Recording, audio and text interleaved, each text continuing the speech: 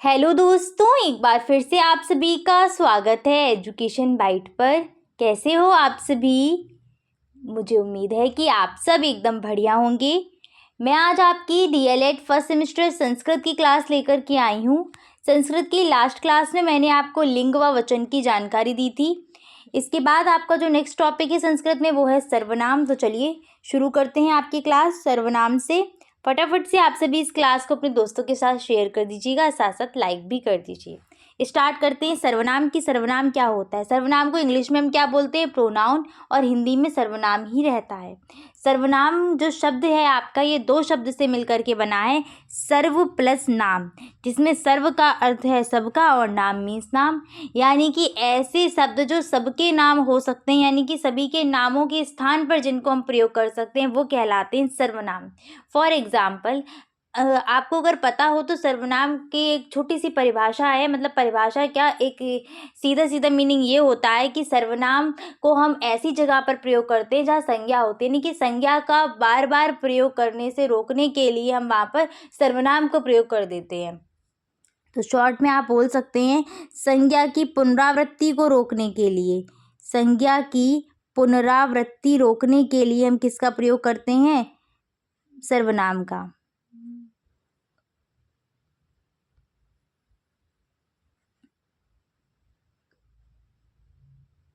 इसको आप इस प्रकार से समझिएगा, जैसे मैं आपको कोई एक कहानी सुना रही हूँ जिसका पात्र है यहाँ पर राम, और मैं आपको बता रही हूँ कि राम एक बहुत अच्छा लड़का है। राम प्रतिदिन विद्यालय जाता है, राम अपने माता पिता की सेवा करता है, राम बड़ों की आज्ञा का पालन करता है। यहाँ पर आप देखें तो बार बार राम राम राम प्रयोग हो रहा है।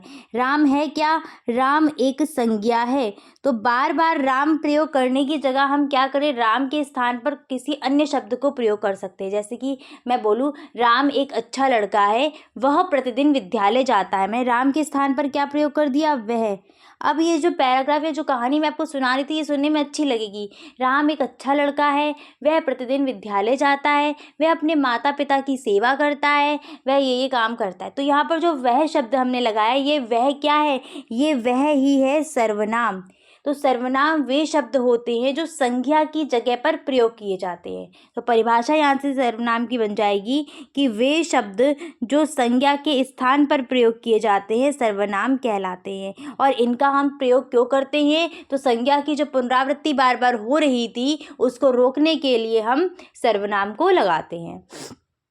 इसके बाद यहाँ पर उदाहरण देख लीजिएगा। सबसे पहले यहाँ पर देखिएगा, सह, सा और तत्, ये तीनों जो है ना, इन तीनों का मीनिंग होता है वह।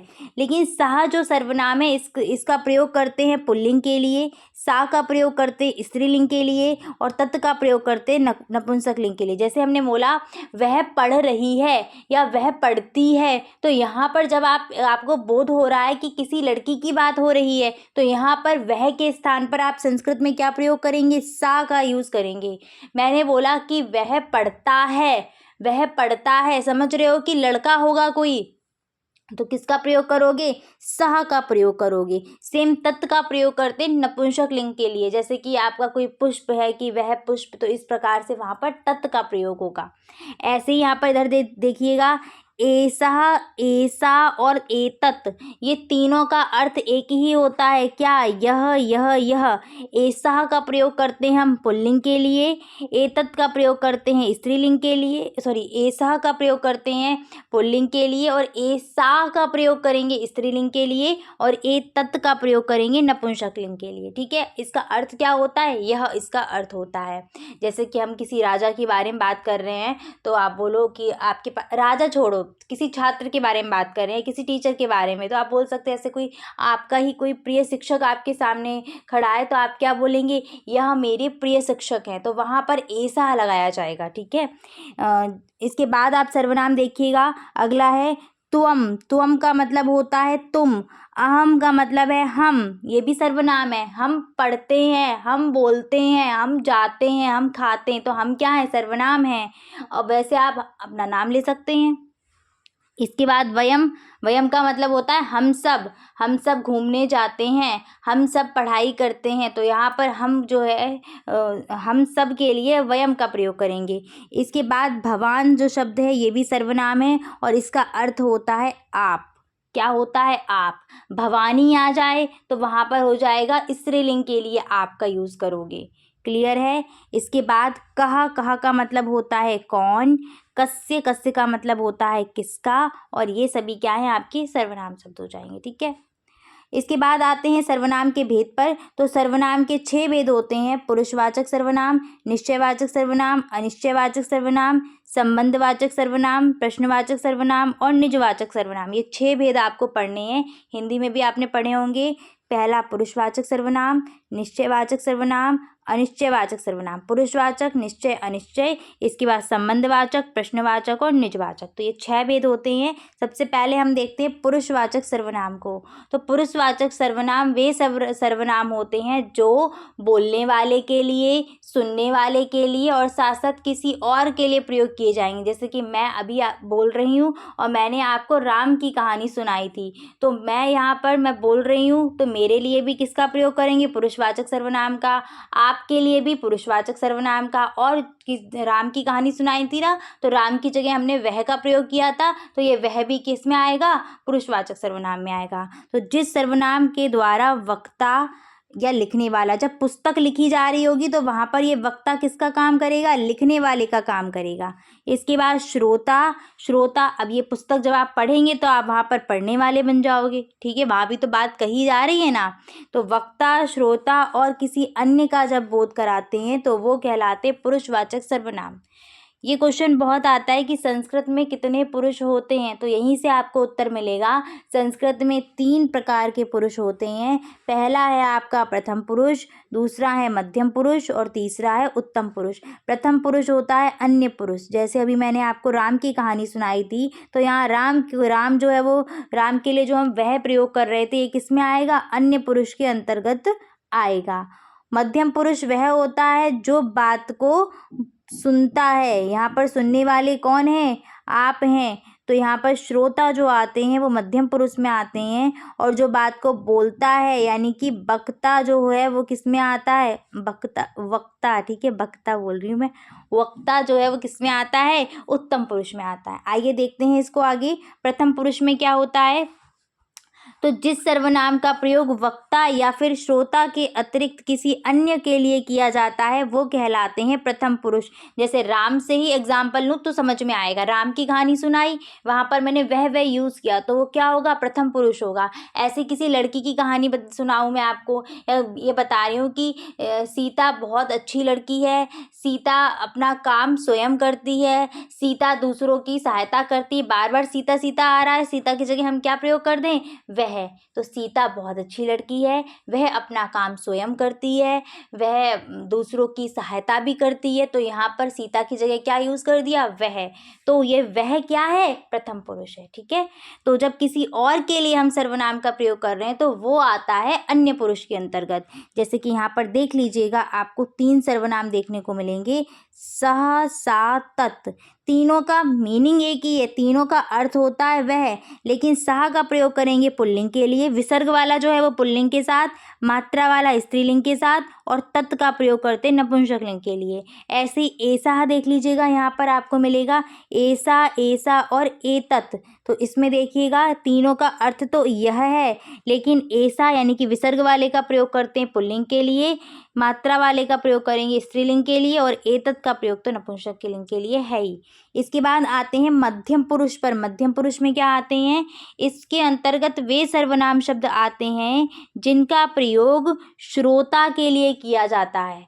अब अगर कोई पुस्तक आपको दे दी जाए पढ़ने के लिए, कोई किताब दी जा रही है, तो इस पुस्तक में कोई बात लिखी होगी, तो बात जिसके द्वारा लिखी जाती है उसको हम यहाँ पर वक्ता बोलते हैं, और जो पुस्तक को पढ़ रहा होता है वो यहाँ पर श्रोता है कि वो उसकी बात पढ़ के समझ रहा है, अंदर ग्रहण कर रहा है। तो याद रखना कि जो मध्यम पुरुष है ये श्रोता के लिए या फिर जो पढ़ रहा है, जैसे अगर मैंने आपको कोई किताब दी और मैंने लिखी हुई है वो किताब, तो आप पढ़ोगे ना, तो आप यहाँ मध्यम पुरुष के अंतर्गत आएंगे। ठीक है, जैसे आप मुंशी प्रेमचंद्र का उपन्यास गोदान है उसको पढ़ रहे हैं, तो गोदान लिखा किसके द्वारा है? प्रेमचंद जी के द्वारा। तो प्रेमचंद जी के लिए जो हम सर्वनाम प्रयोग करेंगे वो क्या होंगे? वहाँ पर लिखे हुए हैं वहाँ पर, तो वो उनके लिए आएगा किसमें? उत्तम पुरुष में। और आप पढ़ रहे हैं तो आप वहाँ पर उस चीज़ को क्या है? ग्रहण कर रहे हैं, तो आप आ जाएंगे किसके अंतर्गत? मध्यम पुरुष में। ठीक है। और जब हम मुंशी प्रेमचंद की कहानी सुनाएंगे आपको, तब हम उनके लिए क्या प्रयोग करेंगे वहाँ पर? तब हम वह प्रयोग करेंगे। तो ऐसे आप ये समझिएगा, जो बोल रहा है वो उत्तम पुरुष है, जो सुन रहा है वो मध्यम पुरुष है, और जिसके बारे में हम कानाफूसी कर रहे हैं वो कौन है? अन्य पुरुष है। ठीक है। चलो, तो जिस सर्वनाम का प्रयोग श्रोता या पढ़ने वाले के लिए होता है उसको हम बोलते हैं मध्यम पुरुष। ठीक है। इसमें आपके आएंगे त्वम, युवाम, यूयम। त्वम मीन्स है तुम, युवाम मीन्स होता है तुम दोनों, ये आपका द्विवचन हो जाएगा। आपने लास्ट क्लास में पढ़ ही लिया था तो समझ चुके होंगे। और यूयम का मतलब होता है तुम सब। ठीक है। इसके बाद आते हैं उत्तम पुरुष। तो उत्तम पुरुष क्या होता है? जिस सर्वनाम का प्रयोग वक्ता या बोलने वाले के लिए किया जाएगा वो कहलाएगा आपका उत्तम पुरुष। ठीक है। इसके अंतर्गत आपका आ जाएगा अहम, आवाम और वयम। अहम का अर्थ है मैं, आवाम का है हम दोनों, और वयम का होता है हम सब। ये द्विवचन है आपका, और वयम क्या है? बहुवचन है। इसके बाद आते हैं निश्चयवाचक सर्वनाम पर। तो वे सर्वनाम शब्द जिनसे किसी निश्चित वस्तु व्यक्ति का बोध होता है वो कहलाते हैं निश्चयवाचक सर्वनाम। ऐसे सर्वनाम जो आपको ये बोध कराए कि कोई ये निश्चित व्यक्ति है। जैसे आपने बोला यह राजा है, यह छात्र है, तो निश्चित हो रहा, इंडिकेट कर रहे हैं कि यह। ऐसे ही आप चलते हुए जा रहे हैं रास्ते में और आपका घर आ गया, तो आप अपने मित्र को बोलेंगे क्या? ये मेरा घर है, यह जो है वो मेरा घर है। इसके बाद आप थोड़े आगे बढ़े, आपने बोला कि यह मेरे चाचा का घर है। इसके बाद और थोड़ा आगे बढ़े, लेकिन दूर अगर आपको दिख रहा है तो आप बोलोगे वह मेरी कार है। तो यह और वह क्या है? यहाँ पर निश्चयवाचक हैं, बोध करा रहे हैं एक निश्चित व्यक्ति का या वस्तु का। जैसे आपकी कोई किताब है और आपके पास है तो आप क्या बोल दोगे? यह मेरी किताब है। दूर है तो आप बोलेंगे कि वह मेरी किताब है। तो यह और वह क्या है? निश्चितता का बोध करा रहे हैं, इसीलिए ये किसके अंतर्गत आएंगी? निश्चयवाचक सर्वनाम में आएंगी। इसमें हम संस्कृत में तो यह वह प्रयोग नहीं करेंगे, संस्कृत में कुछ और ही प्रयोग करते हैं। संस्कृत में आता है एतत् और इदम। ठीक है। एतत् का मतलब है यह, और इदम का मतलब भी क्या है? यह। दोनों ही पास के लिए, मतलब आप अल्टरनेट इनको कर सकते हैं, एक दूसरे की जगह प्रयोग कर लेंगे। ठीक है। एतत् तस्य गृहम् अस्ति, इसका मतलब क्या है? यह उसका घर है। यहाँ पर जो एतत् शब्द है ये किसका अर्थ दे रहा है? यह का। तस्य मीन्स उसका, गृहम मीन्स घर, अस्ति मीन्स है, तो मीनिंग बन जाएगा यह उसका घर है। इसके बाद अगला देखो इदम। इदम मीन्स भी यह होता है, तो इदम मीन्स यह, पुस्तकम मीन्स किताब है, यह किताब है। ठीक है। आगे आते हैं, तो यह वह इसके अंतर्गत आ जाएंगे। आपको ध्यान रखना है इदम और एतत्। ठीक है। इसके बाद आते हैं अनिश्चयवाचक सर्वनाम। ये मैं आपको बता दूंगी कि इस टॉपिक से क्वेश्चन कैसे बन सकते हैं और किस प्रकार से आए हुए हैं। अनिश्चयवाचक सर्वनाम वे सर्वनाम होते हैं जिनका प्रयोग किसी निश्चित, मतलब जो किसी निश्चित व्यक्ति वस्तु का बोध नहीं कराते हैं। ऐसे ऐसे सर्वनाम जिनके द्वारा किसी निश्चित व्यक्ति और वस्तु का बोध नहीं होता है वो कहलाते हैं अनिश्चितवाचक सर्वनाम। जैसे कि बाहर कोई आया है, कोई आया है, कौन है पता चला क्या आपको? अभी तक नहीं पता चला। दरवाजे पर कोई है, कौन है पता चल रहा है? नहीं पता चल रहा है। ठीक है ना। तो ऐसे जो शब्द हैं ये क्या है? अनिश्चितता का बोध कराते हैं। पापा कुछ लाए हैं, कुछ लाए हैं, क्या लेकर के आए? पता चला? नहीं पता चला ना क्या लेकर के आए हैं। तो ये जो शब्द हैं ये कहलाते हैं अनिश्चयवाचक सर्वनाम, जिसमें संस्कृत में हम कदाचित का प्रयोग करते हैं। कदाचित का मतलब होता है कोई, और कतिपय का अर्थ होता है कुछ या फिर थोड़ा। ठीक है। पापा कुछ लाए हैं, पापा ने कुछ दिया। ठीक है। तो कुछ कुछ जो है आपके शब्द ये क्या है? अनिश्चयवाचक सर्वनाम है। ठीक है। इसका मैं संस्कृत में अगर आपको वाक्य बना के बताऊं तो एक वाक्य में बता देती हूँ। यूयम कदाचित कार्यम कुरुत। ठीक है। तो अब इसका अर्थ देखो, यूयम क्या होता है, त्वम युवाम यूयम, त्वम युवाम यूयम, यूयम का मतलब क्या है, तुम सब, तुम सब, कदाचित मीन्स कोई कार्य करते हो, तुम सब कोई कार्य करते हो, तो कदाचित यहाँ पर क्या हो जाएगा आपका अनिश्चयवाचक सर्वनाम। इसके बाद कोई, कोई का मतलब क्या है, कोई कार्य कर रहे हो, ठीक है। इसके बाद आते हैं मतलब जब आपको पता ही ना चले कि भाई स्पष्ट नहीं हो पा रही है बात कि कोई क्या, जैसे अब मैंने बोला यह किताब मेरी है, तो स्पष्ट कर दिया भाई कि इंडिकेट कर दिया ये मेरी किताब है, यह ने बता दिया कि निश्चित इस व्यक्ति की ही ये चीज़ है। और कोई कुछ, ये तो निश्चित बता ही नहीं रहे हैं, अनिश्चित है बिल्कुल। इसके बाद आइए संबंधवाचक सर्वनाम। तो वह सर्वनाम जो परस्पर संबंध बताने का काम करेंगे वे कहलाते हैं संबंधवाचक सर्वनाम। इसको बहुत अच्छा संस्कृत में भी आप छांट सकते हो, हिंदी में भी। हिंदी में जैसी करनी वैसी भरनी, जैसा करोगे वैसा भरोगे, जैसा बोओगे वैसा काटोगे, ठीक है, जैसा वैसा, ये सब चीज़ें आती हैं, जहाँ वहाँ, ये चलता है यहाँ पर। तो संस्कृत में ये क्या प्रयोग करेंगे, संस्कृत में भी तो जब तब, ये जहाँ वहाँ, जैसा वैसा के लिए कुछ ना कुछ प्रयोग करेंगे। तो संस्कृत में देखिए यदा तदा, इसका मतलब होता है जब तब, ऐसे यथा तथा, जैसा तैसा, ठीक है, यत्र तत्र, जहाँ तहाँ। तो एक मैं आपको बता देती हूँ वाक्य, यथा करोति तदा, यथा करोति तथा प्राप्नोति, जैसा करोगे वैसा भरोगे, प्राप्त करोगे, प्राप्त नोति मीन्स क्या है, प्राप्त करोगे, वैसा ही प्राप्त करोगे। तो यदा तदा ऐसे आपको मिल जाए, यदा तदा, यथा तथा ऐसे मिल जाए, तुरंत समझ जाना ये क्या बता रहे हैं, रिलेशन बता रहे, संबंध, एक जो काम है वो दूसरे पर डिपेंड है, संबंध बताने का काम करते हैं। इसके बाद आते हैं प्रश्नवाचक सर्वनाम पर। तो वे सर्वनाम जो संज्ञा के स्थान पर प्रयोग होकर प्रश्न बताते हैं वो कहलाते हैं प्रश्नवाचक सर्वनाम, जो प्रश्न बताने का काम करेंगे। जैसे कि आपने बोला कि कौन है, ठीक है, या कौन है, तो कौन है यानी कि पूछ रहे ना कि कौन है, तो कह, यहाँ पर कह का प्रयोग करेंगे कौन के लिए, ठीक है। ऐसे कुत्र, तुम कहाँ जा रहे हो, तो वो स्थान बताएगा ना कि भाई मैं मुंबई जा रहा हूँ, या बनारस जा रहा हूँ, या कलकत्ता जा रहा हूँ।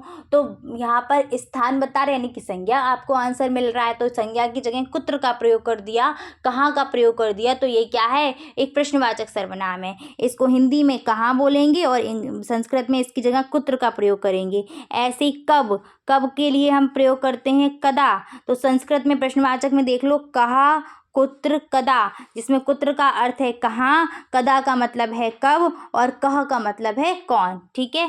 जैसे आपसे बोलूँ मैं, एक सेंटेंस यहाँ पर लिखती हूँ तब आप बहुत अच्छे से समझ पाओगे, सहा कुत्र गच्छति। अब देखो इसका अर्थ आप खुद निकालेंगे, सहा मीन्स क्या होता है, वह, कुत्र मीन्स कहाँ, गच्छति मीन्स जाता है, तो आपका बन जाएगा वह कहाँ जाता है, ठीक है। तो कुत्र यहाँ पर बताएगा कि वह यहाँ वहाँ जहाँ भी जा रहा होगा वो स्थान, तो कुत्र यहाँ पर प्रश्नवाचक सर्वनाम है। नेक्स्ट है निजवाचक सर्वनाम। तो वे सर्वनाम जिन्हें वक्ता या लिखने वाला लेखक जो होगा वो स्वयं के लिए प्रयोग करेगा वो कहलाते हैं निजवाचक सर्वनाम। वे सर्वनाम जिनका प्रयोग वक्ता या लेखक खुद के लिए, स्वयं के लिए करता है वो कहलाएंगे निजवाचक सर्वनाम। जैसे कि स्व, स्वयं, हिंदी में वाक्य बनाए तो वह अपना काम स्वयं करती है, संस्कृत में भी सेम ऐसे ही बन जाएगा, ठीक है। सह स्वकार्य स्वयं, स्वकार्यम स्वयं करिष्यति, वह अपना काम स्वयं करेगा, ठीक है, करता है तो वहाँ पर करोति लग जाएगा। तो इस प्रकार से वाक्य बनेंगे। अब यहाँ मैं आपको क्वेश्चन बताती हूँ कि प्रश्न किस प्रकार से आएगा। प्रश्न ऐसे आएगा जैसे आपको लिख के दे दिया, रामः विद्यालयः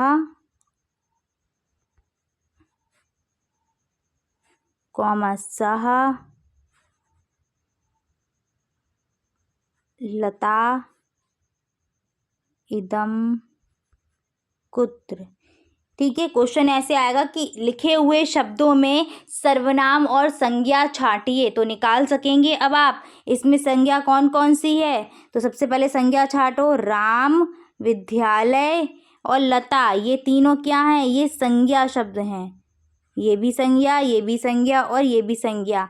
सर्वनाम कौन से हैं, तो सहा, कुत्र और इदम, ये तीनों क्या हैं, ये तीनों सर्वनाम हैं। तो इस प्रकार से प्रश्न आपकी परीक्षा में बनते हैं। नेक्स्ट क्वेश्चन है, संस्कृत में कितने पुरुष होते हैं? बहुत इंपॉर्टेंट क्वेश्चन है, पूछा गया है। तो संस्कृत में याद रखिएगा 3 पुरुष होते हैं। कौन कौन से? प्रथम पुरुष, मध्यम पुरुष, उत्तम पुरुष। प्रथम पुरुष अन्य पुरुष होता है, जिसकी मैंने आपको क्या बताई थी, कानाफूसी हम करते हैं ना, बातें करते हैं दूसरों की, वो होते हैं अन्य पुरुष। जो सुनता है, आप सुनते हैं तो आप यहाँ पर क्या है, मध्यम पुरुष। जो बोलने वाला है वो होता है उत्तम पुरुष। ठीक है, देखो संस्कृत में 3 वचन होते हैं, पहले ही बता चुकी थी, एक वचन, द्विवचन और बहुवचन। तो पुरुष में भी आपके 3 ही वचन आ जाएंगे, एक वचन, द्विवचन, बहुवचन। ठीक है, चलिए देख लेते हैं एक बार। प्रथम पुरुष में आता है सह, तौ और ते। इसमें सह का अर्थ होता है वह, तौ का हो जाएगा वे दोनों, और ते का हो जाएगा वे सब। इसके बाद त्वम, युवाम, यूयम। त्वम का अर्थ क्या रहेगा? त्वम मीन्स होगा तुम। देखो सह, तौ, ते। सह मीन्स क्या होगा? वह। तौ मीन्स क्या हो जाएगा? वे दोनों, दो के लिए प्रयोग करेंगे। और ते मीन्स हो जाएगा वे सब। ऐसे त्वम, त्वम मीन्स हो जाएगा तुम। युवाम मीन्स तुम दोनों, यूयम मीन्स तुम सब। अहम मीन्स मैं, आवाम मीन्स हम दोनों। मैं या हम यहाँ पर दोनों लिख सकते हैं। ठीक है, आवाम मीन्स क्या हो जाएगा? हम दोनों। और वयम मीन्स क्या हो जाएगा? हम सब। तो इस प्रकार से ये आपके बनते हैं। ठीक है, चलिए तो फिर आज यहीं पर रखते हैं, फिर मिलेंगे आपकी नेक्स्ट क्लास में, जिसमें मैं आपको विभक्ति और कारक बताऊंगी। Thanks for watching and please like, share and subscribe my channel. Bye bye, take care.